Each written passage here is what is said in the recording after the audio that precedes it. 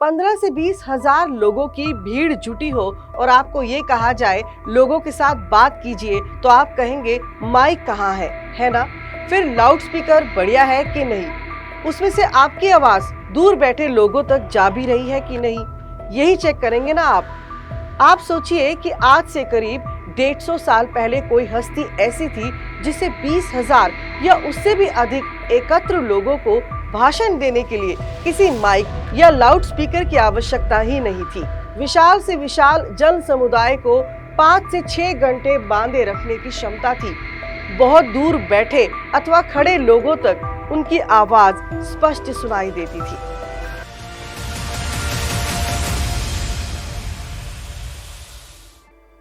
नमस्ते जी, मैं हरप्रीत कौर स्वागत करती हूँ आपका।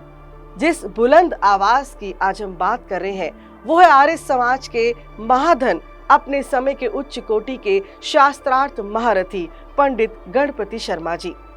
बोलने में इतने माहिर कि श्रोताओं को पंडित जी के व्याख्यानों को सुनने के प्रति एक प्रकार का अनुराग सा रहता था। कहते हैं कि उनमें दूसरे को मोह लेने की इतनी सुंदर कला थी कि विरोधी भी पंडित जी से स्नेह रखते थे और बोलने की क्षमता का परिचय तो हम दे ही चुके हैं। किस्सा रोहतक का है।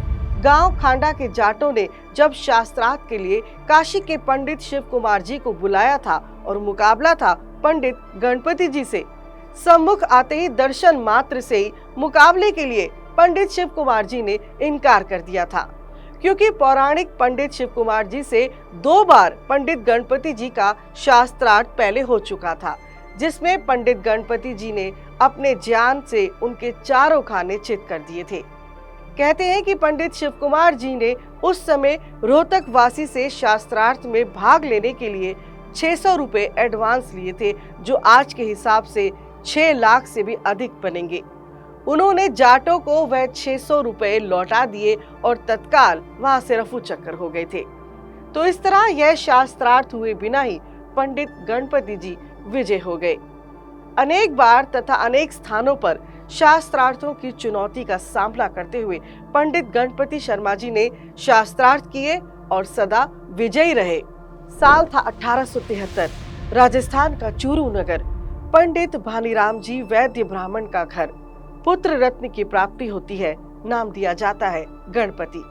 बालक तीव्र बुद्धि का था। जैसे जैसे बड़ा हुआ ज्ञान अर्जित करता गया। शिक्षा कानपुर और काशी से ग्रहण की।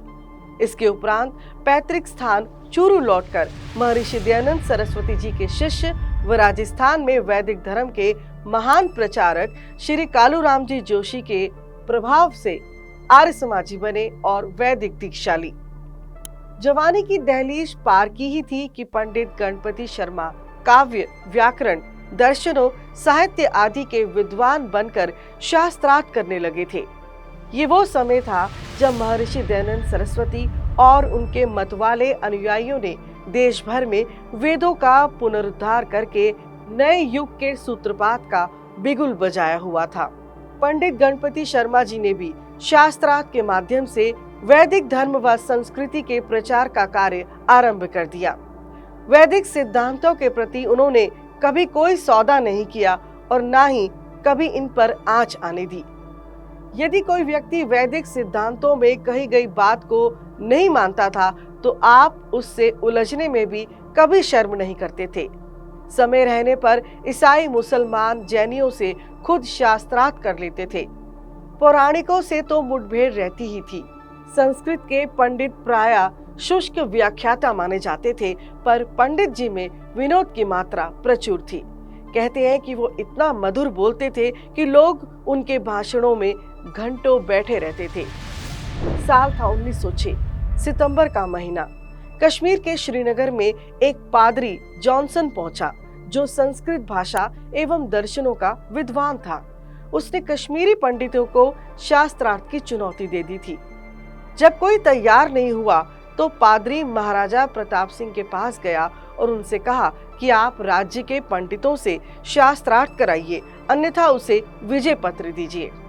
महाराज ने राज्य में संदेश भिजवा दिया कि विद्वान आगे आए और पादरी को हराए, लेकिन कहने पर भी राज्य का कोई पंडित शास्त्रार्थ के लिए तैयार नहीं हुआ।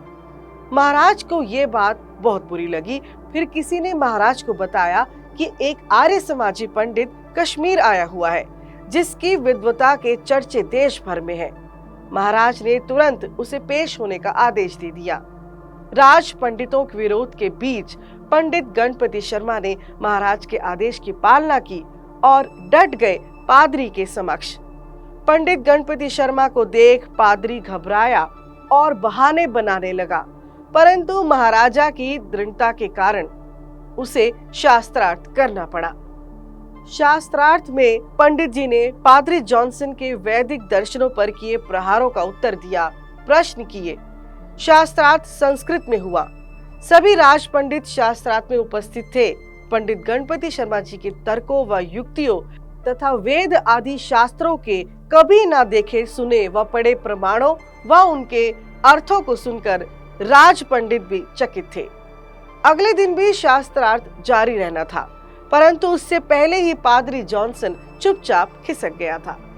आर्य जगत के सुप्रसिद्ध विद्वान पंडित नरदेव जी शास्त्री वेद तीर्थ ने परोपकारी के जून 1961 के अंक में प्रकाशित अपने संस्मरण में लिखा था, दिखने को तो गणपति शर्मा सावले रंग के थे, दुबले पतले थे। उनकी आकृति विकृति को देखकर उनमें श्रद्धा ही नहीं जमती थी कि वे व्याख्यान करते होंगे, पर जब वे व्याख्यान देने को खड़े हो जाते थे तब ना जाने उनमें कहां से बल आ जाता था कि 2-2, 3-3, 4-4 घंटे बोलते थे। स्वामी श्रद्धानंद जी ने भी लिखा था कि लोगों में पंडित जी के प्रति श्रद्धा का कारण उनकी विद्वता एवं व्याख्यान कला ही नहीं, अपितु उनका शुद्ध एवं उच्च आचरण व सेवा भाव था। वर्ष था 1912, जून माह। वेद प्रचार कार्यों में पंडित जी अत्यंत व्यस्त रहने लगे थे, स्वास्थ्य पर ध्यान ही नहीं दे रहे थे। 103 बुखार में भी व्याख्यान करना नहीं छोड़ते थे। परिणाम बीमारी ने ऐसा पकड़ा कि मात्र 39 वर्ष की आयु में ही पंडित गणपति जी ने अंतिम श्वास लिए। जून की 27 तिथि को पंडित जी का देहांत हो गया था। अल्पायु में उनका जाना आर्य समाज के लिए दुखदायी था। उनका जीवन एक वैदिक धर्म के रक्षक के रूप में आज भी पूजनीय व स्मरणीय है। महर्षि दयानंद सरस्वती जी की शिष्य परंपरा में प्रत्येक क्षेत्र में कई दिग्गज विद्वान मिलते हैं। जब भी शास्त्रार्थों का जिक्र होता है, पंडित गणपति शर्मा जी का भी नाम बड़े ही स्वाभिमान से लिया जाता है। ऐसे प्रख्यात विद्वान, सौम्य मूर्ति, विनोदी, दिग्गज पंडित गणपति शर्मा जी को आर्य समाज शत शत नमन करता है।